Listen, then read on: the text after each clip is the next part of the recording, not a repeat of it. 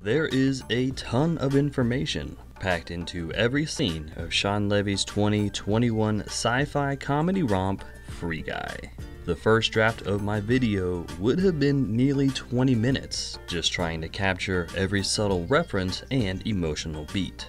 So I condensed my thesis to focus on the main story elements. And hopefully I'll get Mariah Carey out of my head sometime before the holiday season. But it's doubtful. The timestamps for each sequence can be found in the comment section for your viewing pleasure. Now, let's begin. We start as always with a focus on our protagonist, specifically their personality, their inner conflict, and their situation. We spawn into Free City, a free roam video game where shades-wearing players beat missions and cause havoc, and Guy the NPC lives in the background, unaware, with his best friend in the whole wide world, Buddy.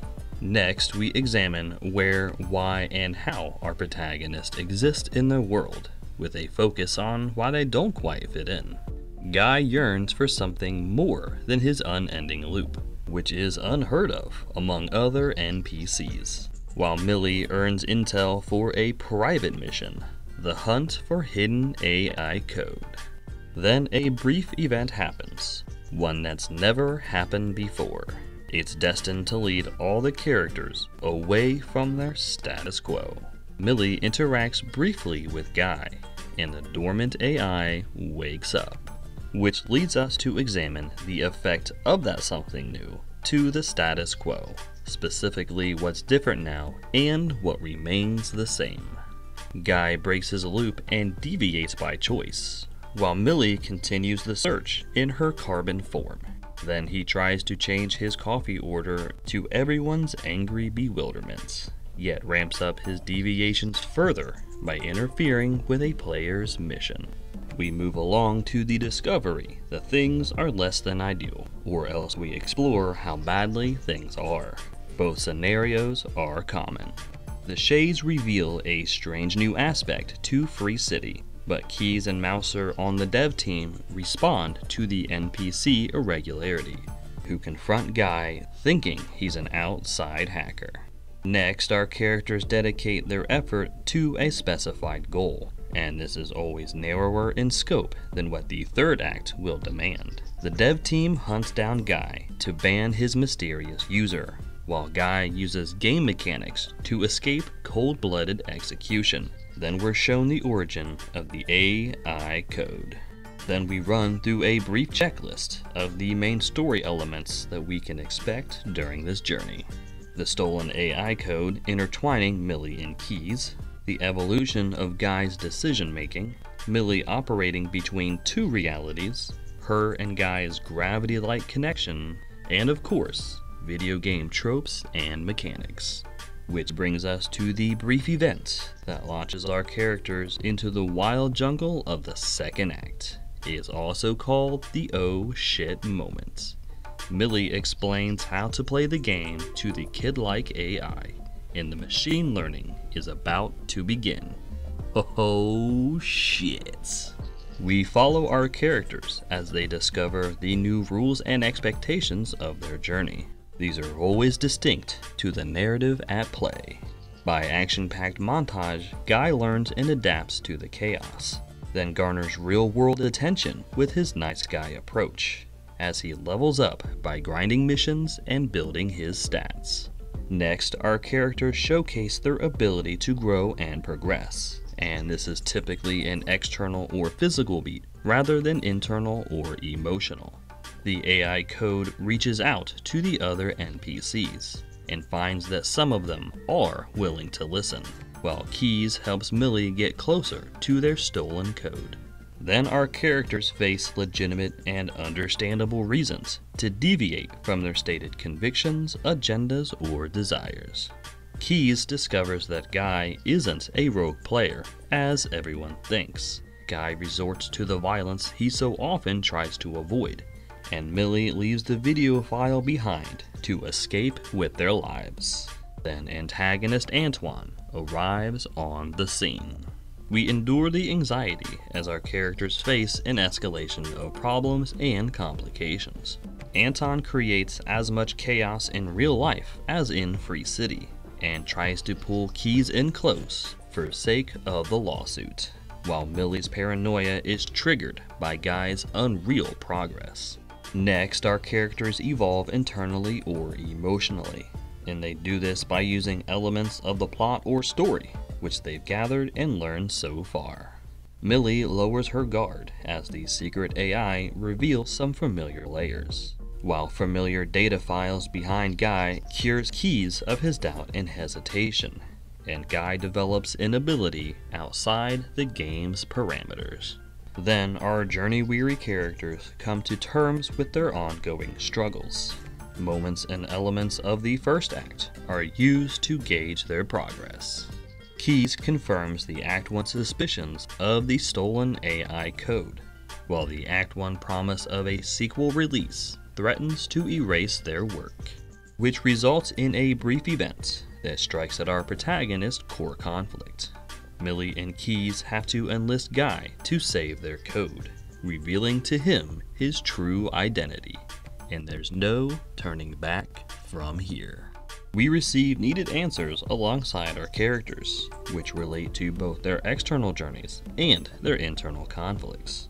Millie makes the AI self-aware to its existential confusion, then explains the threat he faces if her mission doesn't succeed.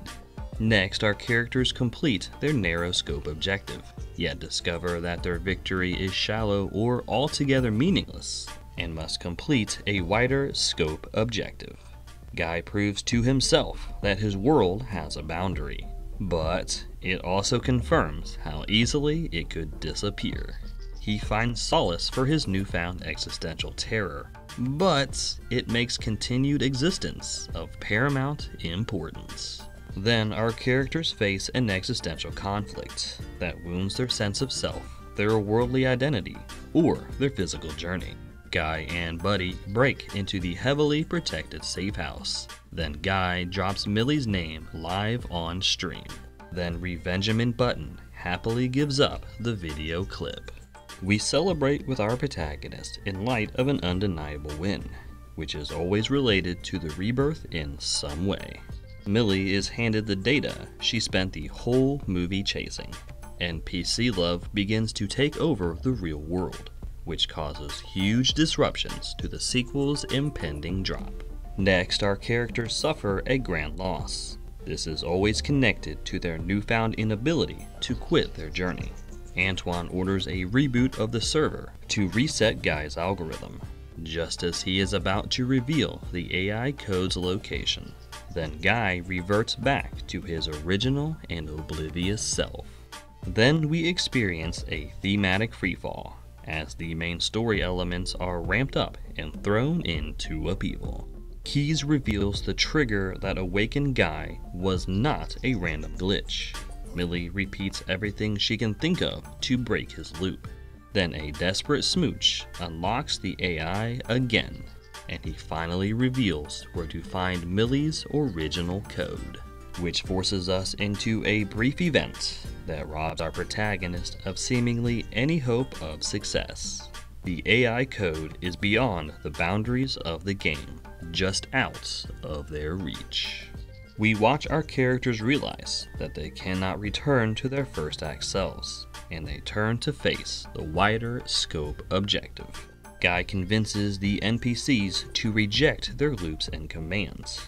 Antoine watches the stream that identifies Millie by name. Then Mouser weaponizes the world's environment, while Keys runs interference, forcing Antoine to throw in a barely programmed mini-boss. Next, our characters use the major swings of the story and their personal journeys to move towards the climax. Antoine tries again to bring Keys in closer, putting a stop to Millie. Game physics are repurposed to reach the hidden area, and Guy gives us a cameo-soaked revisit to his leveling up montage. Then the final confrontation plays out between our protagonist and characters against the antagonistic force. Guy defeats Dude by sharing his view of another world, while Antoine races to destroy the servers for the game, and the world watches the AI sprinting to save its own life. Which culminates in a brief moment where our protagonist finally, and oftentimes metaphorically, overcomes their place in the Act 1 status quo. Guy reaches the hidden area and reveals Millie's code, the very thing that sparked his awakening in the first place. We experience the direct aftermath of the climax. This can give our characters a moment to reflect on the situation, or else wind down the action with a coda. Keys crows his victory, while Millie strikes a deal to keep her AI intact and alive. Next, we touch base with additional characters, typically to contrast them against the new status quo. Antoine goes on to deal with mounting professional troubles. Mouser joins the company started by Millie and Keys. The NPCs live happily ever after, presumably, then Millie and Keys finally get together. Then we conclude with a tight focus on our protagonist, specifically to contrast them against how we met them at the opening. Guy is reunited with his best friend Buddy, and they immerse themselves in their new digital paradise. And there you have it. Shawn Levy's 2021 sci-fi comedy Free Guy adheres perfectly to the 29-point story structure every step of the way, and it's a testament to how risque Disney will let Ryan Reynolds get when they don't understand half the jokes. Now let's move on from the near total annihilation of a digital world to the near total annihilation of the real world. Join me next time for Roland Emmerich's 1996 summer action blockbuster, Independence Day. As always, thank you so much for your time. Please like and subscribe if you enjoy this content, and consider commenting on and sharing this video to help the channel find its audience. Take care of yourselves out there, and I'll talk at you next time.